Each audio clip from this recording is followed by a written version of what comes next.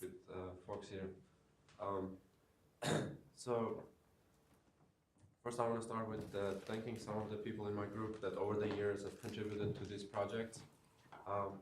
The first paper we published on this was with Yuhang Lan, he was my first postdoc when I was in North Carolina. He's currently a professor of physics at Tsinghua University. Pavel Zhurablov has done quite a bit of work that I'm going to tell you about on philopodial dynamics.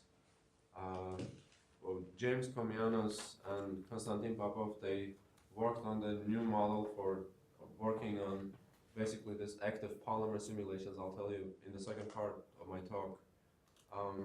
Also with Radek and Uli, we've done very productive collaboration on philopodial dynamics. So what I'd like to do is to provide a brief biological introduction or biophysical to actin networks, and then I'll tell you about our work over many years on philopodial dynamics, and then in the second part of my talk, I'll tell you about this general framework that we constructed for simulating active matter, where it's a polymer-based modeling framework where these polymers are also reactive. All right. So many cells, they have complex mechanochemistry, and you can see it just many cells, if you put it on a slide, they can crawl, and clearly there are complicated processes going on inside the cell that makes the cell coherently move. And then I'm not actually sure what's imaged here in terms of the color, but often people can label different proteins in a cell, and then they can color those proteins, or they can image those proteins as the cell moves, which helps biologists understand what proteins contribute to cell motility. So it turns out that this motion is largely driven by actin polymerization inside, and actin polymerization does not just contribute to cell motility or determine cell motility, but it also to a large degree determines cell shape. It also determines many cells can sense the mechanical environment around them, and actin cytoskeleton contributes to that sensing. When you looked into actin cytoskeleton, it turns out that the structures that are adopted are quite heterogeneous or quite broad, that there are these dendritic structures like this, or there are bundle structures like that, and there are many other structures. So there's very rich also structural diversity that actin can adopt. And as I go, I'll tell you a little bit more about that. So actin is a protein that it's quite a large protein, consists of 4 domains. And then actins, when they polymerize into this double helical filament. And because of that, these filaments are chiral, and the 2 ends, the plus and minus ends, are not equivalent. Okay. Another interesting thing about actin is that it can bind ATP. So in that sense, it can be in several states, internal states. So ATP can be inside, or there's nothing there, or ATP. It turns out that actin is a hydrolase, so it can hydrolyze ATP internally and turn it into ADP. So, so depending whether there's an ATP there or ADP, the bonds between neighboring actins in a filament are either weak or strong. And because of that, there's this treadmilling. This leads to this treadmilling pattern that actin with ATP polymerizes here, and then it starts to age. And as time goes on, it stochastically hydrolyzes ATP to ADP, and then after that, the red becomes orange. And then after it becomes orange, the bonds become weak, and the depolymerization rate then accelerates. So then you end up having this structure that if you don't label actin or ATP, you might, for example, see a filament that's constant length, but in reality, it's really treadmilling, and it's also consuming, in a way, it's consuming ATP.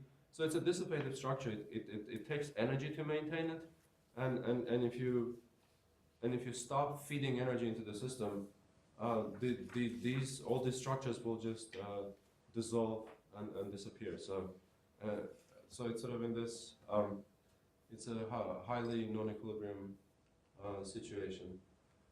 Also because F-actin, so G-actin is a monomeric actin, F-actin is filamentous actin when it polymerizes. It has also mechanical, so F-actin has certain mechanical properties that are useful to know, that persistence length, which means that the thermal fluctuations start to bend actin filaments at the roughly 10 micron length scale. So it's a pretty stiff polymer. For DNA, DNA is already stiff, but for DNA, that's 15 nanometers, which is several orders of magnitude less. Most artificial polymers are going to be just nanometers or less.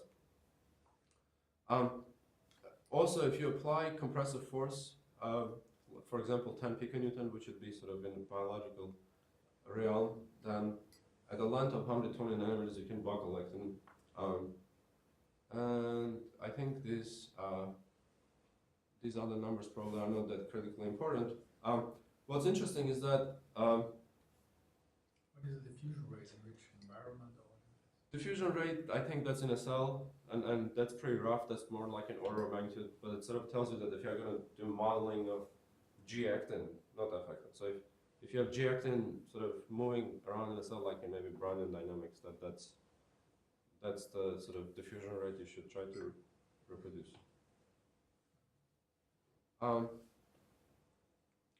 One thing that I want to emphasize here, and that sort of will come up in modeling, is this enormous aspect ratio of actin filaments, is that if the persistence length is 15 micron, the diameter is only like around 5 nanometers. So the aspect ratio is 3000. And that sort of brings an interesting question about modeling. People typically would model polymers like this by having beads connected by springs. So a natural size for a bead is the size of the radius. So then you'll have, let's say, 5 nanometer beads. But then you'll need to put thousands of beads to model one persistence length, which is like very wasteful under most circumstances. So that sort of tells you that maybe bead-based modeling is not a good idea. And what we've done actually is we use cylinder-based modeling, which has certain challenges that I'll tell you about. As I told you, actin can polymerize into all sorts of structures, into dendritic networks, into... How can this really huge difference, if it's at 5 nanometers to 1000, how can this come be local forces that are between this? I get such a high persistence length if you have 5 nanometer beads. Well, I mean, you need huge forces for this to make it so stiff. Forces? Yeah, I'm not sure. I don't think of it in terms of, you mean energy or interaction? Yeah, Yeah, the interface. It doesn't really. Yeah, so it's probably, yeah, I haven't actually looked at the interface, but you could imagine that if you sort of, it depends how they dock, right, the neighboring units. If there's flexibility, then it, of course, the chain will be flexible, but if, for example, if they interpenetrate and then bind strong. You don't see actin filaments sort of have noticeable curvature in the cell, do you? No, I don't think they're curved. Well, So if there's you have not such a 15 high persistence length, the cell is of the order of the cell, the persistence length. Yeah. But I mean, I'm saying I think that's what you see. Yeah, but I'm just wondering the physics. I agree. That's it. Yeah, that's right. But like another system is microtubules. Microtubule persistence length is in millimeters. Another 3 orders of magnitude higher. Of course, microtubules are hollow structures, so they are, and then they would have a bigger diameter than actin, but it's still not crazy. I mean, it's maybe an order of magnitude more, but So you have like 13 I don't units. think this is out of line. I think bacterial flagella, for example, I mean, they're floppy a little bit, but they're still quite stiff. They have stiffnesses like micrometer order stiffness. yeah, I think this is out. I think that might be an interesting topic to investigate. How does it come about? So there is a minimal. So there is a rich cytoskeletal chemistry that regulates actin dynamics, and yeah, I think I heard that you were talking about basis set. I'd like to think about sort of thinking of minimally complete sort of set of cytoskeletal reactions that if one wanted to have, let's say, a modeling framework, then most of the processes shown here you want to have in that framework, because that's really essential for many of the actin processes. So you can see that, I mean, obviously you want to have polymerization, depolymerization, and you're going to have it at both ends with different rates.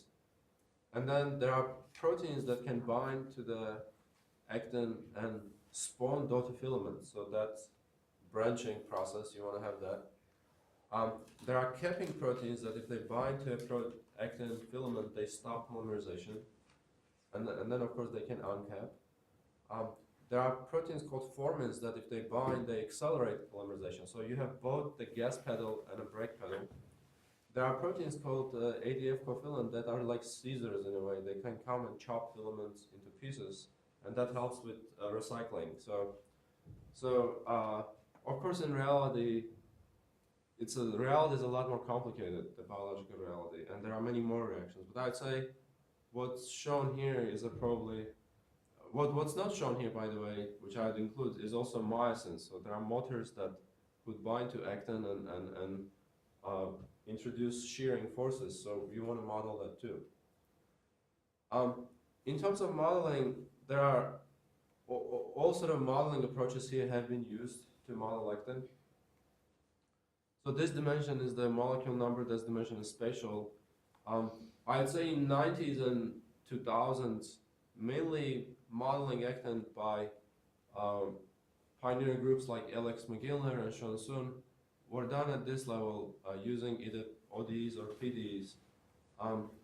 Very recently, there has been also modeling where at a more detailed level, and in particular, the way our group has been modeling is sort of almost like pushing toward molecular modeling, where the resolution is like we want to know where every single actin molecule is, so in three-dimensional space. I'll tell you more about that. So that was a broad introduction to actin. Next, I want to tell you about specific actin structure called phylopodia. They are finger-like protrusions. So inside, typically, inside the cell, actin network is dendritic.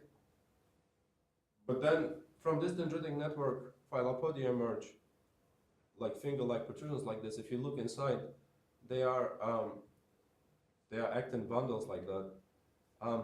The diameter of this thing is around 200 nanometers, and the length that they protrude can be on the order of microns. So that's what it is. And they are really critical in many processes biologically. They guide cell movement. The neuron axons, when axons have to go and find the target, some of the axons have to go huge distances and find the target. And phylopodia are spawned by the growth cone of an axon to decide where to go and sense the environment. Phylopodia are used in embryonic development and wound healing. When there's a cut, the cells on both sides of the cut, they project phylopodia like this, and to sort of cover the cut, and that's one of the first processes for the wound healing. So there are many, and then there are many structures that are like cousins of phylopodia, like the stereocilia in our ear when I talk and you listen. They are phylopodia-like structures based on actin that when I talk, they vibrate. And amazing thing about stereocilia is that you are born with it, and those structures survive for like 80 years or 90 years or 100 years, however long you live. So that's one of the questions, is that how could you have a molecular structure that's treadmilling, that's stable for 100 years?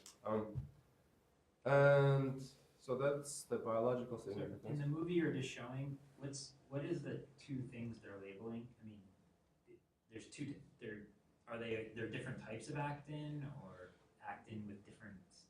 It's a good question. As I said, I mean, I think they typically tend to label different things, and I should probably look it up to see what they labeled. I'm not sure what they labeled in this case. These are HeLa cells. So HeLa cells are these cancer cells that there are now books about HeLa cells and so on. There's an interesting history. But basically, these are breast cancer cells, and you can see Filopodia being very active there. So it's actually thought that in cancer metastasis, Filopodia are probably active. This is a neural growth cone, and you can see that Filopodia emerge from there too. So Filopodia, they are both playing obviously mainly positive role, but also can be involved in a disease. So the way we modeled Filopodia, we want to have actin filaments that are individually resolved, so they can have different lengths. It's a pseudo, so this initial model was a pseudo one-dimensional model. Later models that I'm going to show you that we have now, it's a fully three-dimensional models, but back then we were mainly looking at this sort of pseudo one-dimensional model, meaning that the main variables are the height of each individual filament. Because it's enveloped by a membrane, and the membrane is under tension, then the filaments bear the load of the membrane, and then we have some scheme for how we distribute that load on individual filaments, meaning that the taller filaments, they bear higher load. Then we are going to have, and it's going to be similar to what I'm going to tell you later, but we are going to have basically two systems. We have a polymeric system that polymerizes, depolymerizes, but then you have a solution phase where you have molecules diffusing and reacting, and you want to couple them. Okay, so that's what we did. So we use a compartment-based model for helping individual molecules in solution, and within a single compartment, molecules can react with each other, and also they can react with the filaments. Okay, and the final piece in terms of modeling is that we sort of have to, in this model, we have to introduce externally and explicitly is something called retrograde flow. That there are contractile processes in the body of the cell caused by myosins, and that leads to this whole bundle being pulled in with a certain characteristic speed. People think that part of the reason that also there's retrograde flow is that if actin polymerizes, there's almost like a recoil-like effect.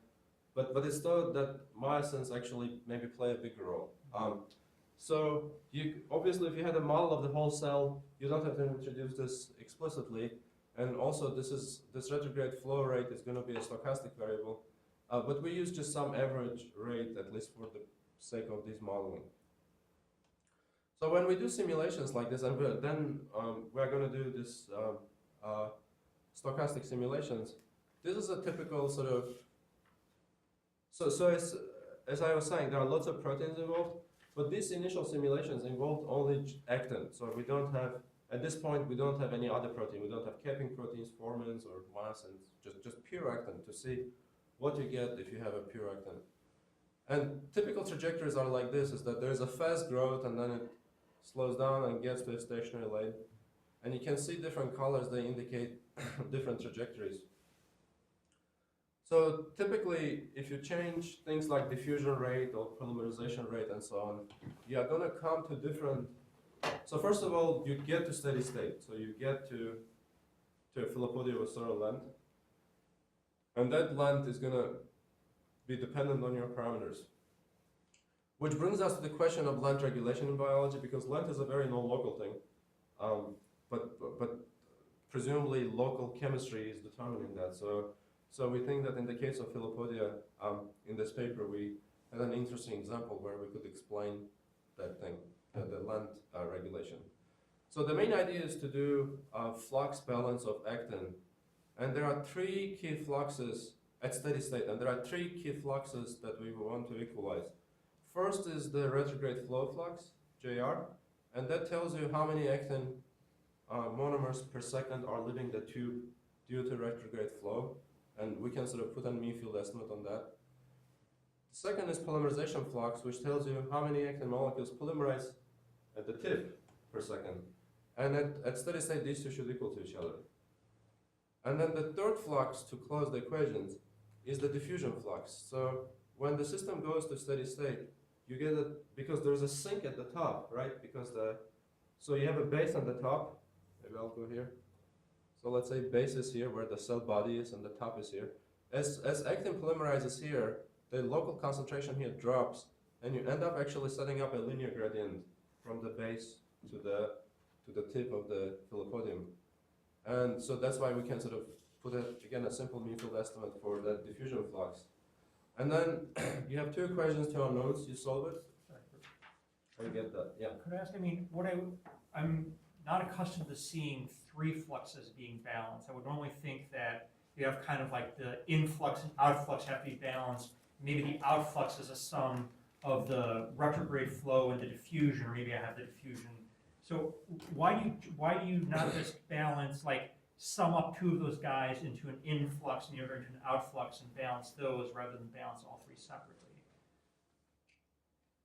Well, I mean, the point is, I think if you look into the, or maybe I come here.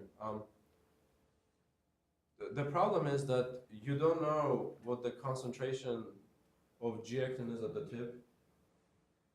I understand this will close the equations for you, but I guess I'm wondering on what physical basis should the diffusive flux balance the other two Oh fluxes? yeah, that's another thing I want to tell you. Or maybe I can show you here. So if you look into this, there's an L in the denominator for the diffusive flux, right? So basically, as your pilopodia grows longer, that gradient becomes more and more shallow. So initially the polymerization flux is much higher than retrograde flow flux, and that's why you have this fast growth. But as pilopodia grows longer, the diffusive flux becomes more and more shallow, and that starts to limit basically the transport of material to the tip. So when diffusive flux becomes shallow enough that it just barely balances the retrograde flow flux, that's when you have the steady state. But that inverse dependence of diffusive flux on the land, that's a key in how just these things works in terms of physics. So, and that's what determines the land basically.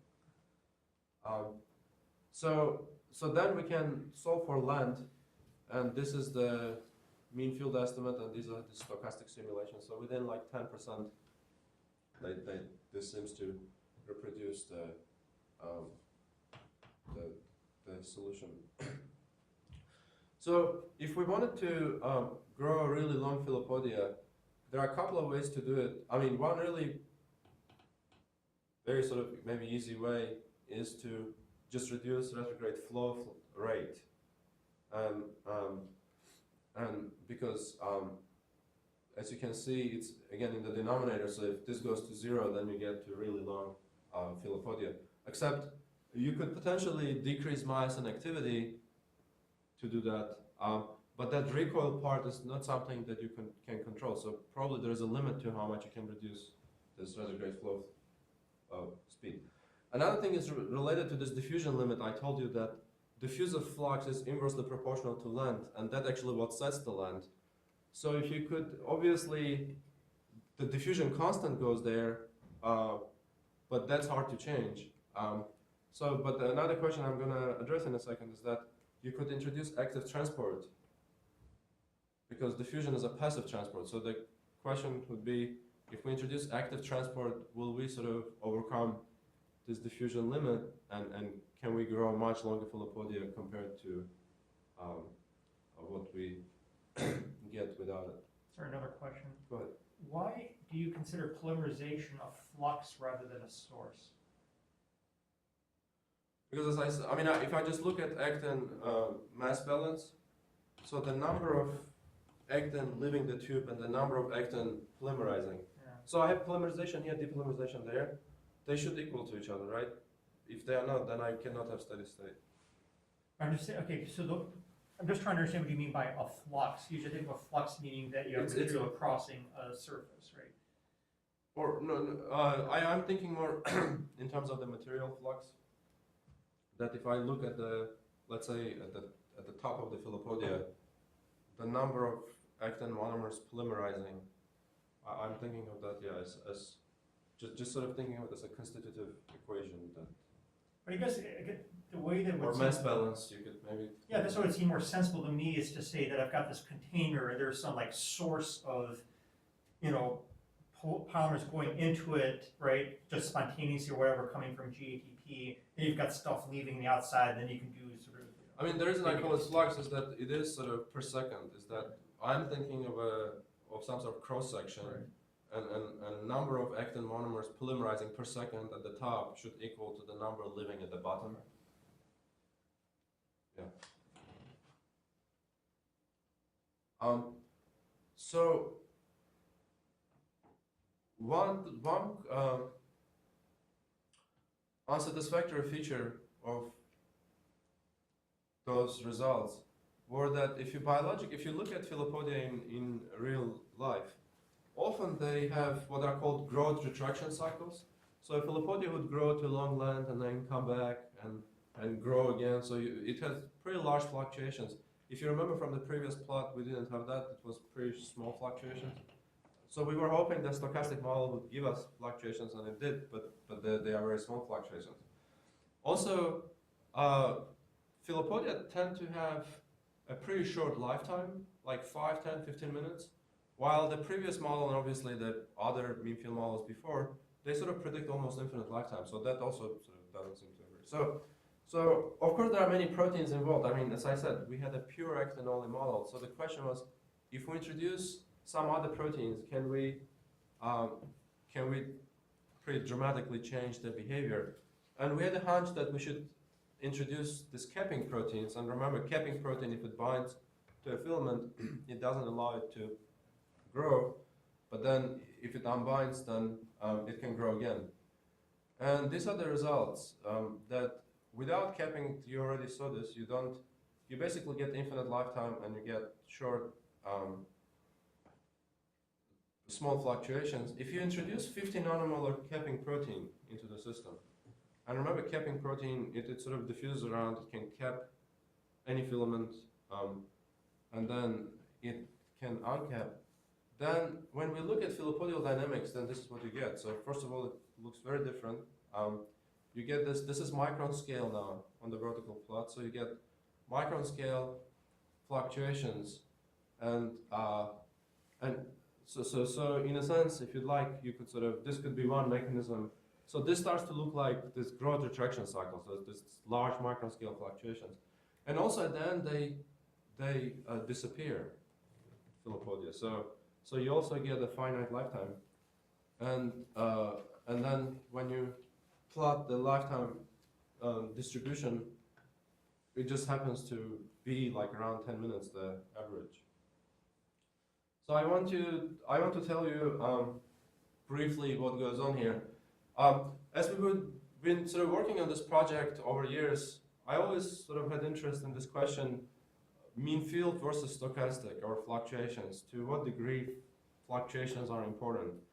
As you saw in that case of flux balance, the results that we get, for example, length, that length equation, it showed that fluctuations are not that important, right? Like in that case, we could pretty much get an answer with very simple mean field model.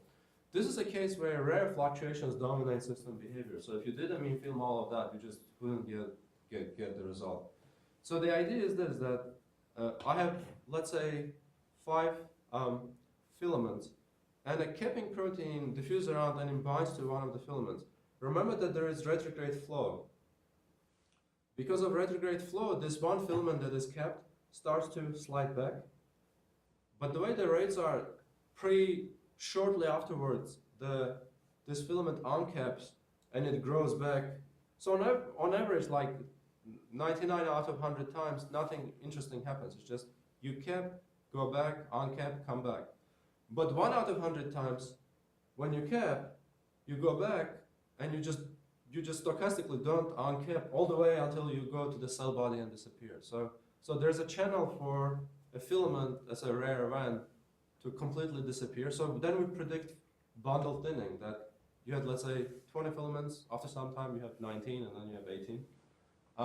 So that's what shown here is that you could either cap, like, with small probability you could disappear, or you could uncap again, and then again you could disappear or uncap. So there's this branching stochastic process.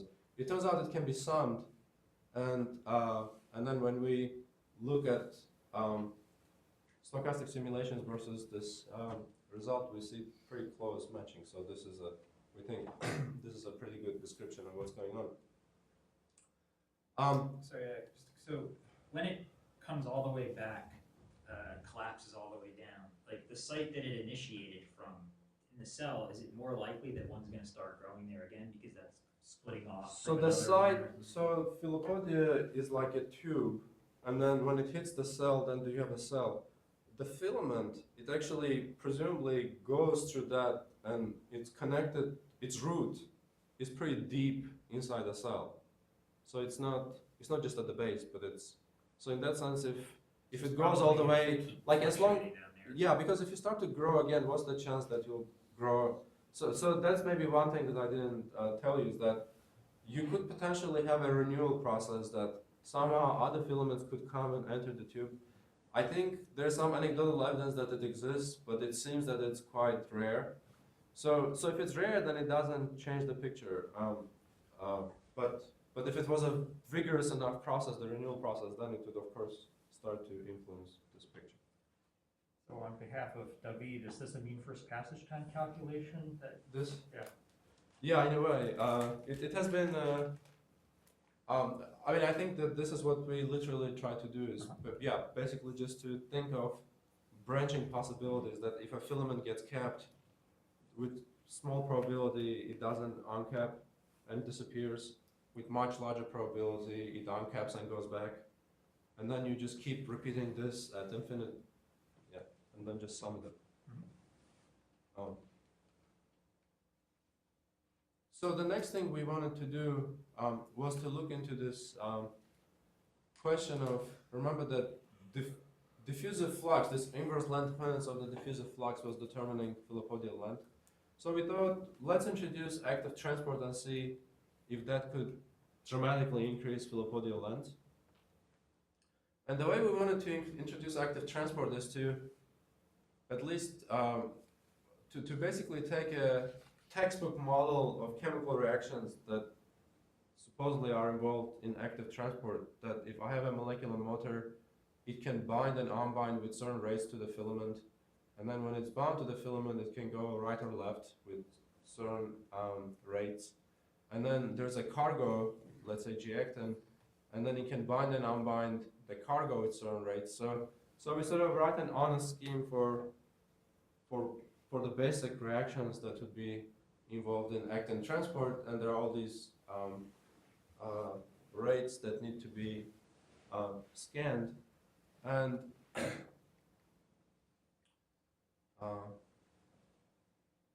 and what we found is that when we basically search the parameter space of all these rates to see can we get a significant increase in the length of Filopodia, the answer is no.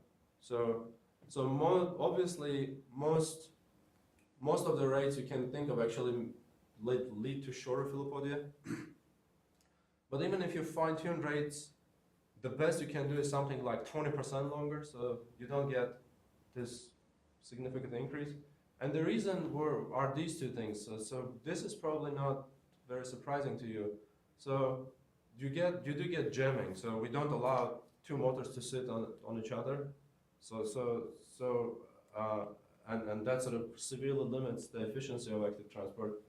Another one that's sort of maybe a little bit less obvious is this, what I call sequestration, is that in this reaction when G-actin binds to the motor, on one hand you want it to bind really tightly so that if it binds the G-actin, then it won't drop it as it walks a long distance toward the tip. On the other hand, if it binds it really tightly, then it's not going to release it at the other end, right? So unless you have some cooperative mechanism that says, oh, I'm at the, like some sort of spring lock or something, that if you just simply, as I said, just introduce this scheme, without this extra knowledge or cooperativity that the motor walked to the tip, then this is also pretty severely limits the efficiency, and you cannot really find good parameters that solve this. So these are the results, is that if we don't have motors and the length of Philopodium, let's just assign it to 1, this naive motors is the scheme here. And if you do sort through very extensively through this parameter space, the best you can do is this. So you get something like 20, like by great fine tuning of parameters, you get 20% increase in length, and that's it. And the main reason are these 2 issues that I told you, the traffic jamming and sequestration. If you have non-sequestering motors, meaning that the motors are aware where they are, and when they get to the tip, they magically release the cargo, then see the difference between this and that. So you still have a traffic jam here, but you get 6-fold increase in length if that sequestration problem is solved. And then if the motors can pass through each other somehow, and you don't have a traffic jam, then actually you get into this linear growth, so you don't even have a limit to how long you can grow. With one particular motor that are known to be involved in Philopodia, we try to put together a model there, and so this would be a bit more realistic model, and we can see that in that case we can get to long length. So the motors, they can stop with some certain provision model, so They can. attach and then stop, so they don't go all the time. So. Yeah, I mean, it's a stochastic process, right? So if they are bound with a certain probability, they step in both directions, depending, I mean, you can make in that. both directions. If you want it, I mean, some motors, they have backward, like, it depends, Yeah, but right? You can make it doesn't 0. make sense to have motors that go backward in this area. No, on average, of course, they are going to go in one. So you could have, for example, the forward step 10 times higher rate than the backward step. Or you can put it, if the backward step bothers, you can just put it to 0. Yeah, but you only get traffic jam if somewhere one stops and the other somehow, if they somehow move smoothly. Yeah, but this stochastic is that, right? Because if there are 20 motors in front of me, like at each side there are 20 motors, then Yeah, but if they all move somewhat smoothly, then it's okay. no. I mean, I think if they don't move synchronized in a synchronized way, which presumably they don't because they are all independent, right? Then they are going to interfere with the each other. slowest of the 20, right? Yeah, but okay, let's assume an average, if they move them, if they don't move them, then you should get some kind of flow. You should increase the flow. No, but these traffic jams are like in this asymmetric. What's the name of it? Simplex. Totally asymmetric. Yeah, totally asymmetric simplex. Yeah, total asymmetric simple exclusion process. So it's known, it's well known there that if your density of motors gets through above a certain threshold, then you just get severe traffic jamming, and just because they don't. Yeah, and maybe we'll see it here. Another related then question is, people can now image actually these motors as they move in a Philopodia, and then they can plot concentration profiles of motors. So we were interested in trying to figure out, can we explain these concentration profiles?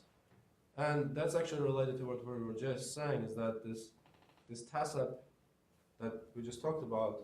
So if you have a TASAP process, meaning that you're on a lattice and you move, except with the caveat that you cannot occupy the same site with more than one motor. But then to this TASAP we add diffusion, meaning that a motor can unbind. So there's sort of like a second phase where you have a diffusion. So you have then 2 variables. You have bound motors. So CF and CB, F is free and B is bound. So we write a conservation equation for both motors, and J is a flux in both cases.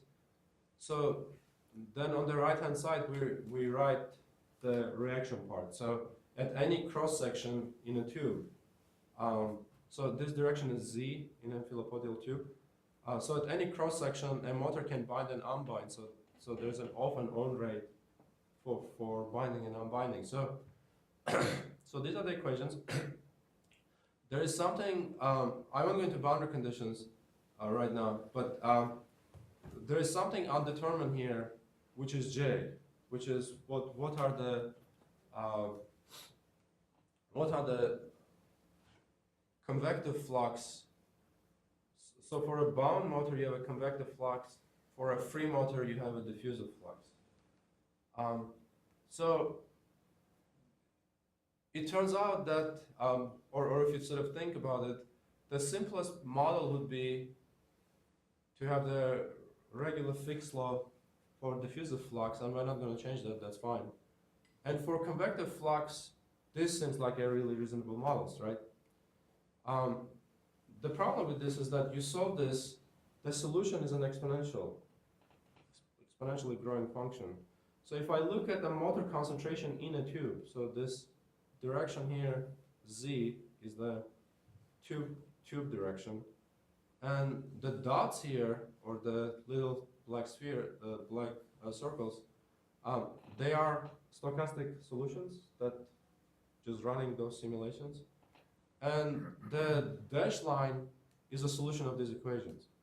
So you could sort of say, okay, maybe right in the first 100 nanometers of the tube, it sort of reasonably reproduces what simulations show, but then it exponentially blows up. So clearly these equations are not.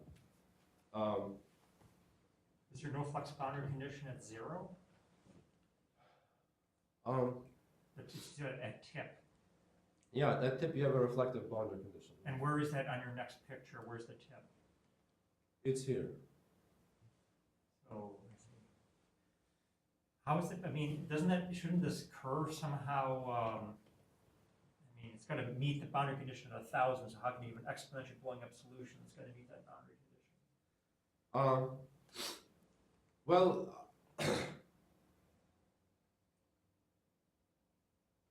yeah, I mean, I think this, as I was saying,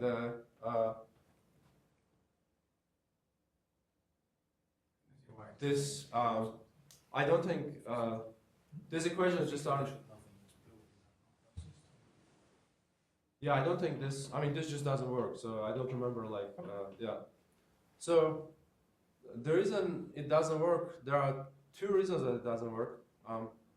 One is this, is that remember that there was this, or there's this saturation effect. So it turns out that, so exponential solution is unphysical, right? It just tells you that the concentration keeps going up. Oh, I mean, it wouldn't be so crazy to say, I've got this container, there's some process that's going on in it, and if I sort of cap things off at the end, there's going to be maximum concentration there, and there's some exponential decay of the buildup as I go back. Why would that be so crazy?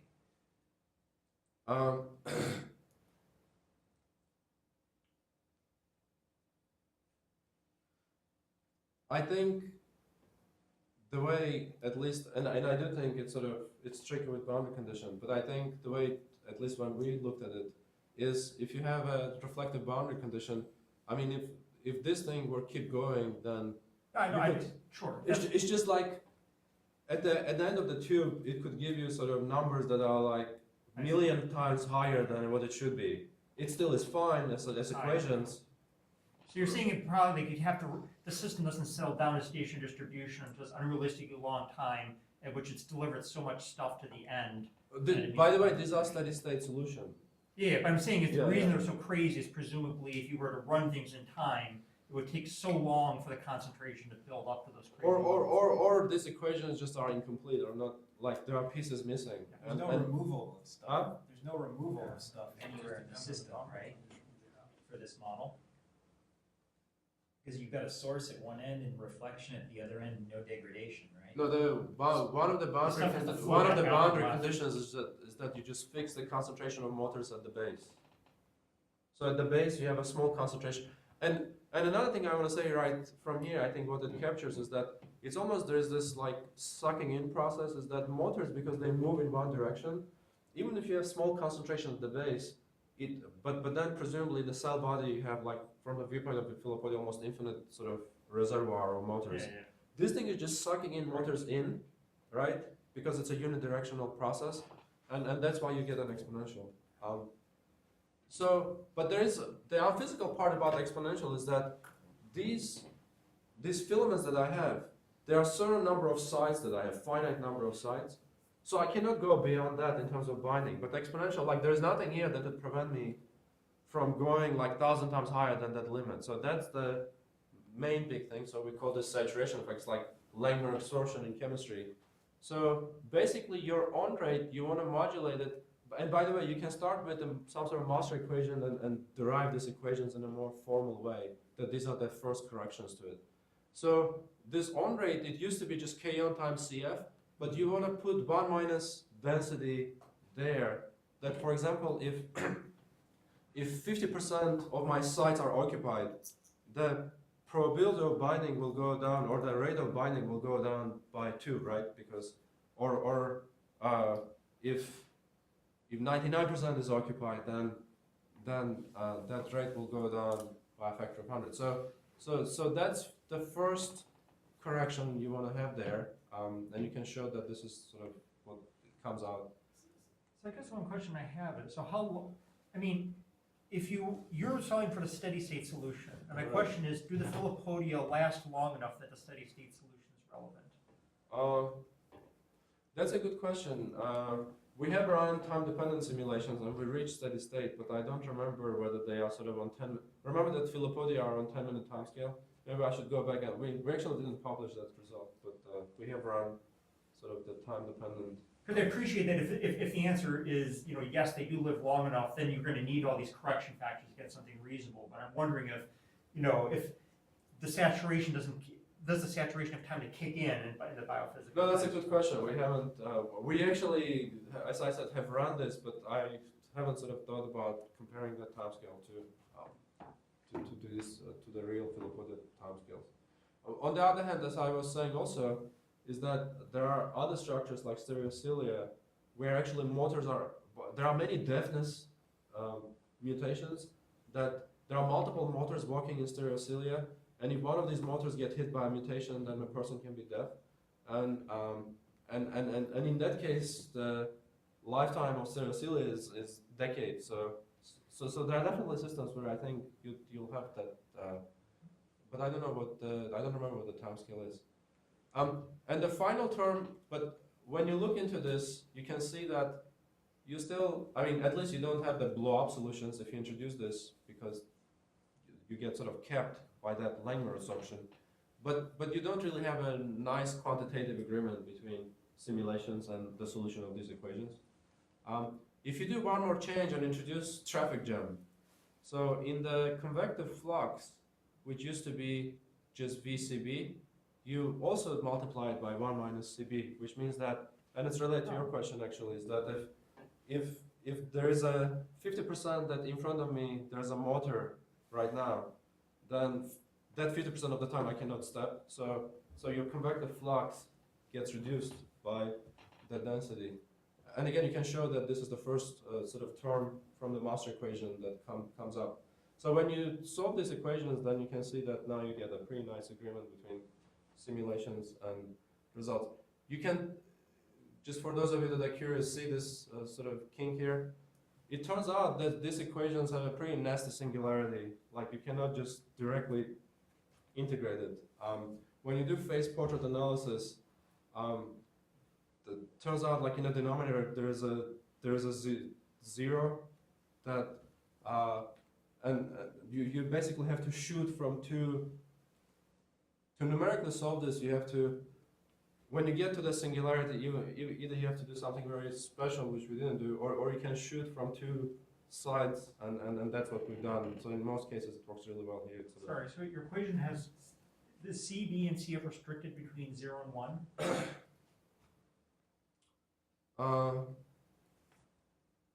Probably in these units, yes. That's. So when you're plotting, it doesn't. It's not the same units as the math equation.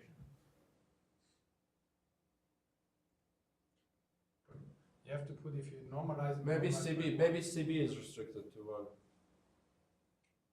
Yeah, it would seem like you don't want that term to be negative, right? Yeah, no, you don't want that to be negative. Yeah, I have to look back to see what how we scale the concentrations. But and then it turns out that there is also a dashed line here, and this dashed line is an approximate analytical solution. That sort of it's an algebraic solution that comes about. I think it's sort of a neat idea here, which is if you think about detail balance, you have lots of currents in this system at all scales. So you definitely, like, detail balance is badly broken. But it's the global detail balance that's badly broken. If you look at, like, if I take any slice at any local, like if I take a cross section and look at small scale, at a small scale, or let me go back to this chemist. Yeah, maybe just I want to show you this. So this is the chemical reaction, right? On and off. If I didn't have these fluxes, then if the left hand side was zero basically, then I just have chemistry mass action law and my detail balance is not broken. So That's because you just have two states. I mean, the stationary distribution must have detail balance, right? yeah, but because of these currents, the detail balance is broken, and globally detail balance is broken pretty badly. But it turns out that locally, and I think that's a pretty general phenomenon, that at a very local small scale, the chemistry detail balance is broken but weakly. And we can, at least in this system, that's the case. And I think it's quite general that's the case. And because of that, what we could do, we could basically introduce this extra term delta J, which is a small parameter describing the breaking of detail balance at a local scale, and rewrite equations. Sort of like a quasi-equilibrium assumption, or assuming that chemistry is operating fast compared to the fluxes coming from. Yeah, it assumes that the local chemistry is shifted from the equilibrium chemistry just by a little bit. And it turns out that's the case. And when you do this, you can rewrite equations and you can solve it and get an analytic solution. So you can see the analytic solution are these dashed lines here. The solid lines are numeric solution, and the circles are stochastic solution. I guess I don't understand where you call it emphasizing detail balance. To me, it's just saying that the chemistry is near equilibrium. So if you make delta J equal to 0, Yeah. then it doesn't work. So what do you mean that it doesn't work? Meaning that if you simply write from the beginning, you assume that that delta J is strictly Yes, then that would be equal to 0. equilibrium. Yeah, that would be equilibrium. So then you cannot sort of use I these agree. two. But if you assume that delta J, so it's an expansion in delta J basically. Yeah, I'm just saying, I don't think that there's anything more to saying near detail balance than saying quasi-equilibrium or near local equilibrium. Yeah, you could say this local equilibrium. I mean, the key thing is that why I also want to say detail balance is that at the larger scale, detail balance is broken much more strongly. So you couldn't do this at Absolutely. sort of. So the only reason it works is that it's weakly perturbed at the local scale. And as far as I know, sort of this expansion in violation of detail balance, it's sort of an interesting idea. I don't know if sort of it has been used. It has. I mean, Paul Bresloff and Jane Newby have a lot of work on this. The final thing I wanted to tell you about these results is now if you look at the flux, if you break the total flux into active flux and passive flux, right, from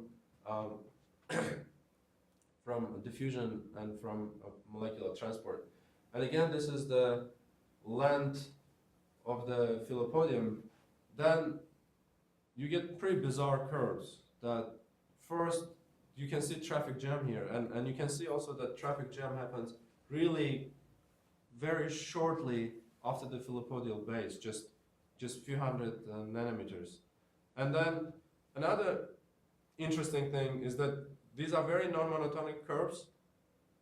The diffusive flux has a negative sign. in this early part. And then another very interesting thing is that this part is where the filopodial tip is, and that's where the reactions take place. So if you look there, the material is delivered mainly by the diffusive flux and not by the active transport flux. So active transport is the solid line, and that the way I sort of think of it is that active transport flux, because of things like traffic jam and so on, has a certain characteristic length scale associated with it, that it cannot operate beyond that length scale. So active transport, and you can see that initially everything is dominated by active transport, but in the later part there's passive diffusion.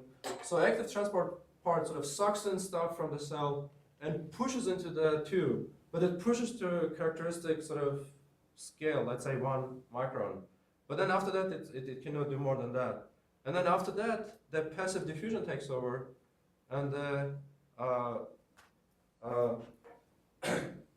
and delivers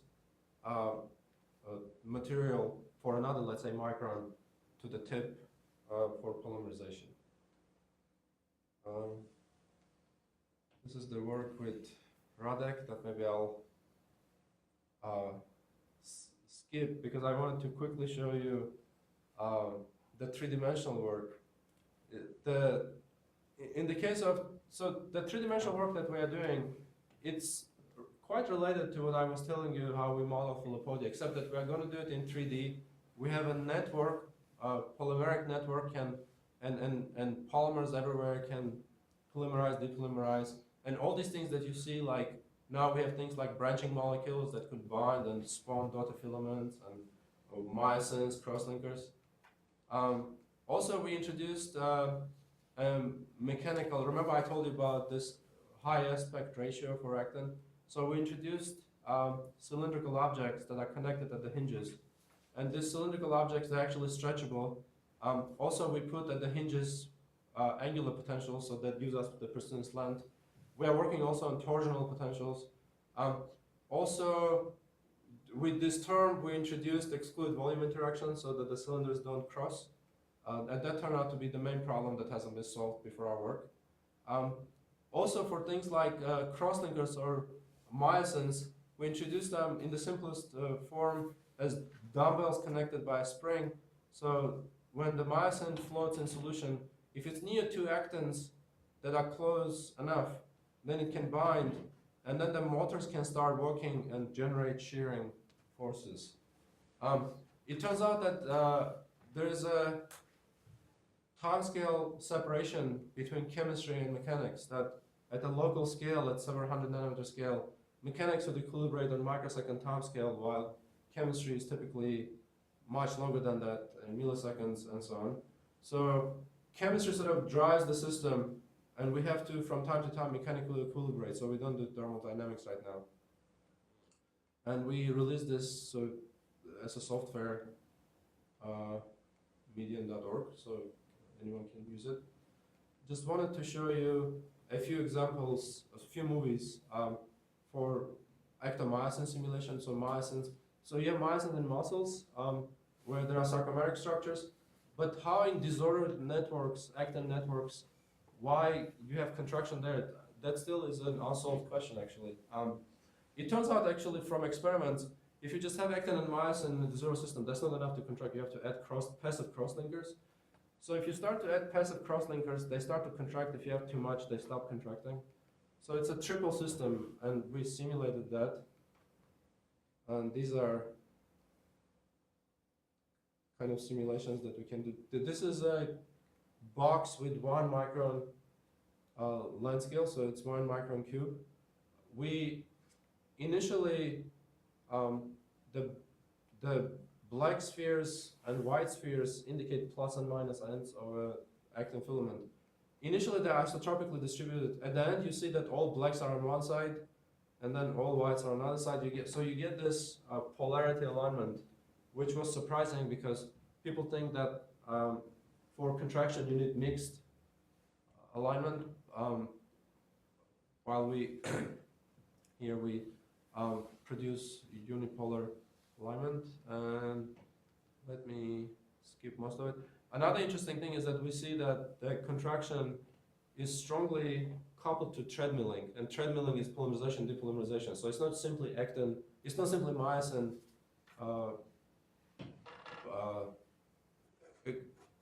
exerting shearing forces, but also the polymerization, depolymerization. Now, if we go from 1 micron to 3 microns, so this would be 27 micron cube box, we see another length scale emerging. So initially isotropic distribution leads to bundled structures that are organized into sort of a larger superstructure. And you can see that if you run this for a really long time, the myosins have a tendency to clump, to sort of concentrate and clump the actin into dense bundles. And the final part is we were also interested in the question, if you prepare a bundle, that how stable will that bundle be? And this is an example of that. So just different conditions in terms of, like, let's say cross-linking concentration and so on. You can see that this bundle, it flexes quite a bit, but it's stable. While that bundle, like initially, they were, like this one starts to go quite a catastrophic rearrangement. And what happens is that after some time, it sort of turns into an ester, so that it has this instability.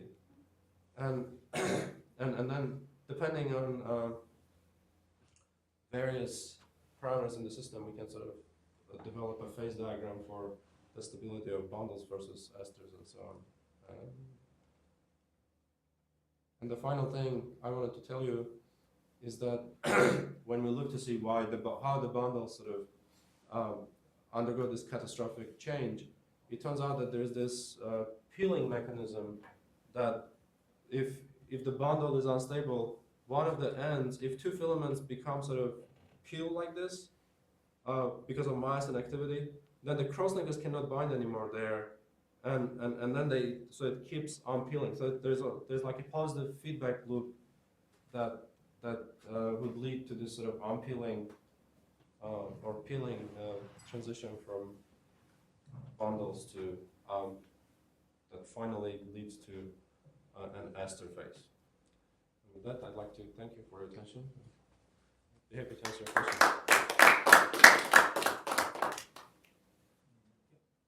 So you said on your, I forgot what the acronym was, but your method that you solved a problem of steric effects that wasn't done before. So what did you mean by, what was your innovation in that regard?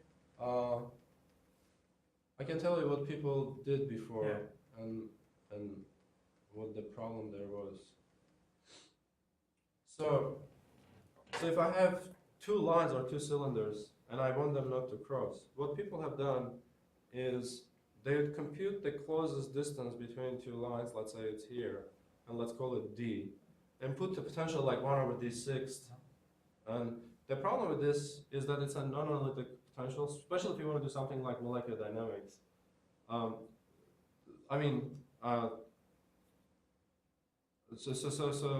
So imagine that I have two lines like this. If I tilt it like this by an infinitely small angle, then the closest distance is here, and all forces are here, like finite force.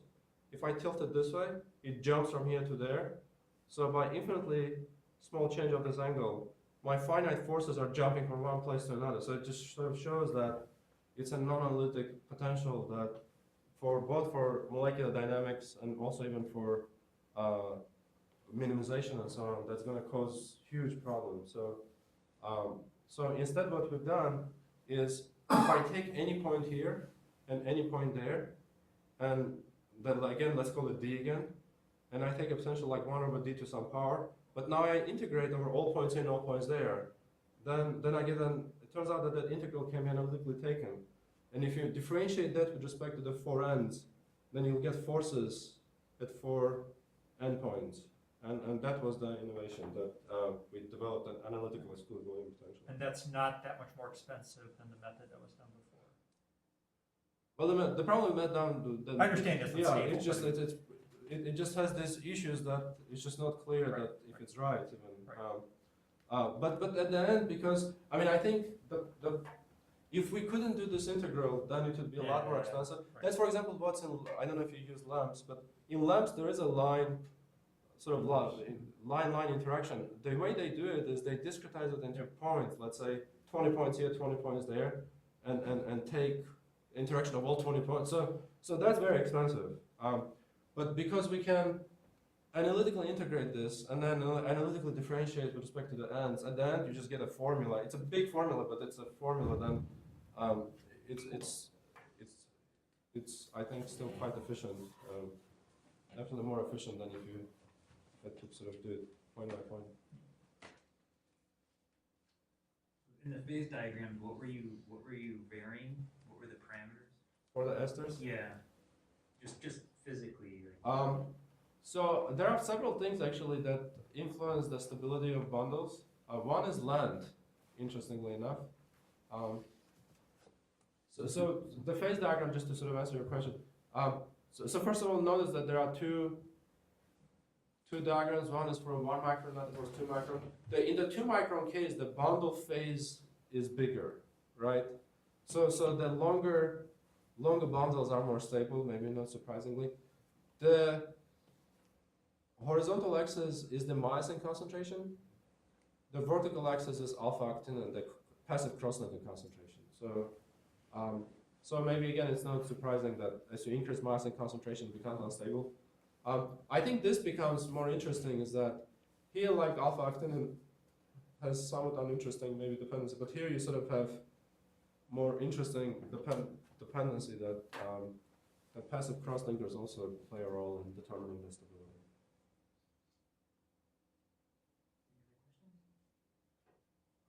Thanks.